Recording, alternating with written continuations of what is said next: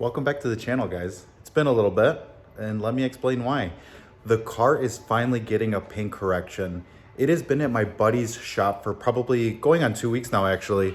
It should be done this weekend, but I don't know yet. I'm hoping that everything is coming out well.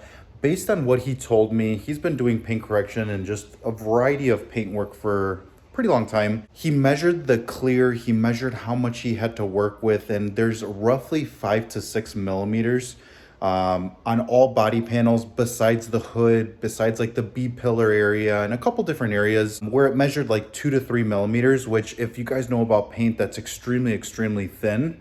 So he's doing what he can, but I have realistic expectations. I'm not expecting it to look perfect, but I do hope it looks a lot better. Now, before we get into the video, I want to show you guys, my garage has been a mess. So I apologize. I've been slowly cleaning it up. I have to find a home for these ultra feeds. I ended up using them during the springtime, summertime. I don't even know when they're supposed to be used. I ended up getting them for free. It was a deal that was going on at Home Depot when I ended up buying my fertilizer. So these are the Husky cabinets that I ended up buying. And obviously, as you guys can tell, these are supposed to be mounted on the wall. I haven't gotten around to doing that, but for now, I'm going to still use them for storage. The location of everything isn't optimal, but I will be moving them around. But see, I'm doing a pretty good job organizing everything. So I have like my interior products, exterior products. This is like all the solutions that you use, like your brake cleaner, liquid wrench, PB blaster, etc. And then all your car washing. And then over here, I have like all the oils that you don't really use very often. So there it is. And then the rest of the garage, I've been cleaning it up. That little workstation is always a nightmare. And then I took the rest of the wheels that I had here. I took them downstairs. Those are the two remaining vet wheels. I don't know if you guys have ever noticed the green tape marks that I had on the wall. So I've gone through like 3 stud finders. For me, I'm like a do-it-yourselfer type of guy, but there's just certain things that just kick my ass. You see that hole right there? These walls, don't get me wrong, they're not taped perfectly, but it's a garage. I tried to find the studs so I could put a wheel rack, and as you guys can tell, that was a swing and a miss. And I was like, hell no, I'm not gonna make any more holes in my wall. So I switched gears, and then I was like, okay, let me put it over here. And what do you see there? Look at that. That's where another stud was supposed to be. I made another hole in the wall and nada.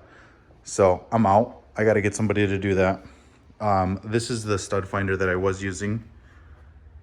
Franklin sensors. Supposedly it has like 10 sensors, this, that, whatever the hell that they say. But obviously not good enough, or I'm just a dum-dum. Now that I have everything kind of sort of organized, let's go over the juicy stuff. So I haven't been ordering very many parts. This is just stuff that I've had incoming. If you guys remember in my previous video, I had Volkswagen coils on the way. They shipped from Europe somewhere. I can't remember where. They ended up royally screwing me, which I'll get into that a little bit later. But I did order a few more parts. In here, we have some sway bar links. In here, we have some ball joints. The front O2 sensor, I didn't get around to installing that. I can't remember, since it's been a while, if I did put up a video. I ended up doing a brand new fuel filter, as well as, obviously you guys saw the video of me putting a brand new fuel pump in the car. The car is running perfect. The car is running really good. So maybe I'll install this, maybe I won't. It just depends. Again, basic maintenance item. I ended up ordering some parts from Z1 Motorsports. It's been probably the second or third time I've gotten parts from them. They come in clutch every time. There's no shipping delays. They have stuff on hand. I ended up just buying a couple of OEM filters just to have on hand. These are the moons for the valve covers. So I'm thinking I have to do the valve cover gasket, and I did just realize I never ordered the passenger side valve cover gasket, so I will have to look for that. And then these are just like, if you guys look, so the valve cover, these are the fastener kits, because usually those fasteners, which are the little bolts, they ended up getting really dry rotted, and these just look a little bit nicer. These are just different body trim clips, because I ended up breaking a couple of them. They just become brittle and they break. And then these are the fender liner fastener kits that they sell. They're like an anodized black. It just looks a little bit nicer. When I did do the video of the fender rolling, I never installed the fender liner, so obviously that hardware is for that. All these hoses that are back here, these are to replace all the coolant hoses, some of the vacuum hoses. I will end up getting to these eventually, but again, that's a huge project. And then a couple parts that I ordered from Nissan. So these hoses are power steering hoses, and here are the part numbers. So there's 2 hoses. These are the ones that are a little bit bigger. Let me find, there we go.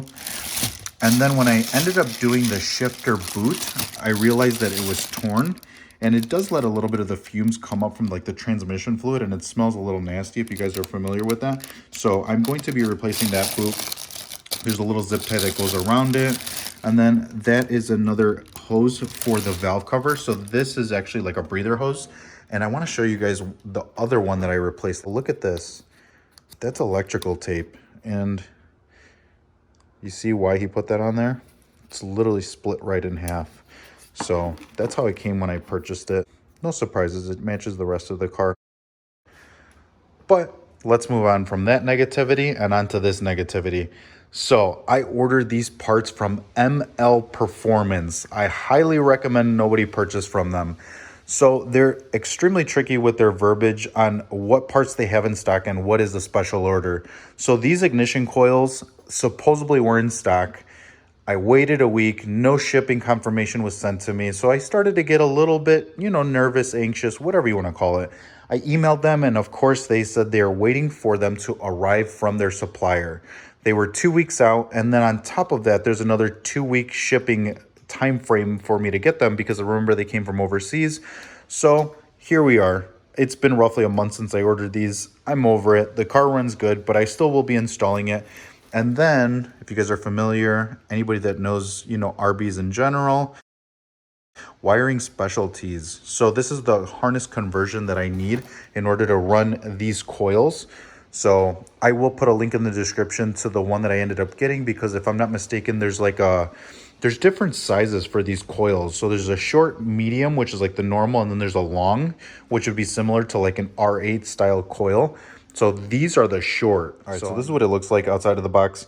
These measure 5.5 inches lengthwise.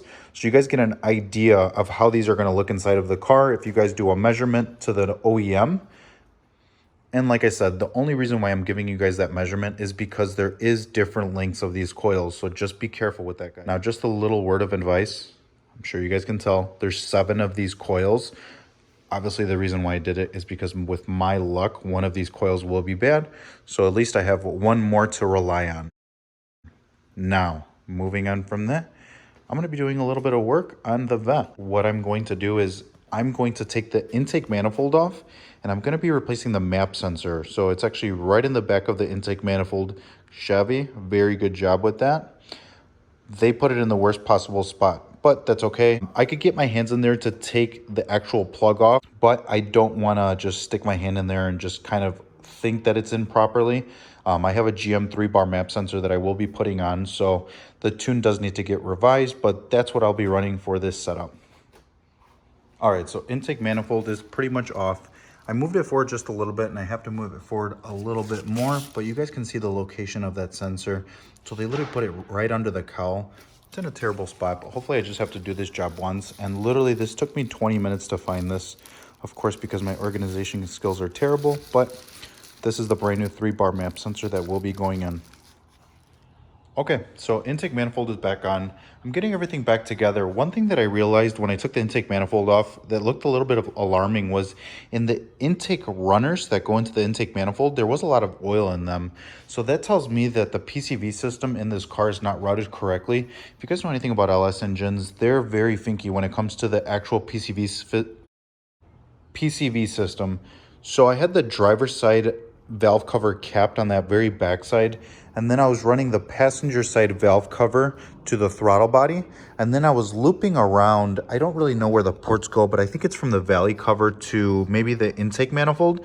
So I don't know if that was causing a little bit of issues sucking. Again, I don't know if that's supposed to be looped like that, but I'm getting everything cleared up. So I'm going to use if you guys are familiar with Mighty Mouse, very good company. I used it when I used to have my CTSV. For this build, I am using a cheap eBay, Amazon knockoff. The reason behind that is this whole build has been extreme budget. So take a look at this. God damn. Evil energy, so very basic, in, out, it's baffled, it's not vented to atmosphere. That's kind of following the theme of this whole car. So I don't really know if I kind of explain this to you guys, but this build was supposed to be like super budget.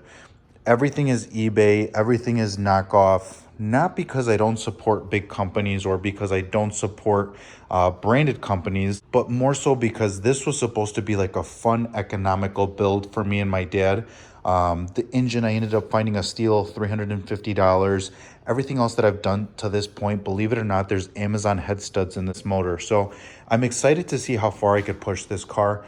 If it blows up, it blows up. Guys, I have very little invested in the car, but the process and learning and fabricating has been extremely fun. I learned a bunch, and to be honest with you guys, a lot of this was just off of the head. So look at this, like I have like a coil just laying here. Again, I have to make a custom bracket and I want to mount them somewhere over here on this side. I want to put a diamond plate which protects the fuse relay box from the exhaust. This was off of a diesel Cummins pickup truck that I found on Amazon extremely cheap. So everything has been a learning experience. I'm a horrible fabricator, but look at it. I would say we did a pretty fair job. The mounts for the intercooler, again, that's a Menard special. Look at those. So believe it or not, you see those little squares right there? I got those from my grandma's canopy that we built for her. She had a ton of them that were in the box that gave support to the box. And I'm like, light bulb went off. I'm going to use them for the vet. Now, I know some people will judge because I went the cheap way, but I had read something on Facebook and it was like an eye-opener. It was on a page called Sloppy Mechanics. And this guy had said something along the lines of, it doesn't matter if you build something that's extremely cheap, as long as you build something and you learn and you have fun and you enjoy it. It doesn't really matter if it's cheap, if it's really expensive. Anybody could spend a ton of money and, you know, build something that's perfect showroom ready. But again, guys, it's the process, it's the learning. That's what makes everything fun. And basically, in a nutshell, if you spend a lot of money or if you spend a little money, it's you actually doing it. All right, like 2 hours later, I finally got the oil catch can in a decent spot. Now, I know you guys are gonna say, hey, Giovanni, where did you learn how to fabricate? You're such a badass. Not really. Look at the terrible placement of that, but it's okay. I think I'm gonna run it for now. It's a little close to the exhaust, so I angled it a little bit towards the engine just to get it away from the exhaust. I'm going to run a crossover from the driver's side into the inlet, and then the exit, which is the clean side, is going to go into the PCV system, or I'm sorry, into the valley cover. That's how they have it on the mouse page. I'm going to run it like that and just see how the car reacts, see how much oil accumulates inside of the catch can. Again, very temporary, but I'm going to run it as is. All right, so I ran out of time for today. I got a lot done. So map sensor, I'm rerouting a bunch of vacuum lines. I did mount the oil catch can. It looks pretty decent. Again, it looks like a nightmare, but it is what it is. It's more function. I ended up running, so one of the hoses ends up going into the intake manifold. The other one ends up looping around to the driver's side valve cover. One thing that I do need to get is I need to get a PCV valve so I could install in that line, just so it's closer to OEM style routing. And then I have to figure out what to do with the valley cover because it is open right now. So it's just vented to atmosphere, which I don't believe is correct, but it's better than how it was. And then also I ended up routing, I'm sure you guys saw, I had a distribution block, a vacuum distribution block that was kind of just laying around up there. So I ended up finding a little spot for it right over here. So I'm gonna finish mounting this up probably another day, but I'm running all my vacuum lines to that back little corner. And then, yeah, just tightening up a couple silicone couplers, and then hopefully my buddy ends up sending me a map so I could get this thing started. And that is all for today, guys. I really appreciate you guys watching. I'm sorry I didn't get you guys more Skyline footage, but hopefully the next time I make a video, I will have it back. Like, comment, subscribe, and we'll see you guys next time.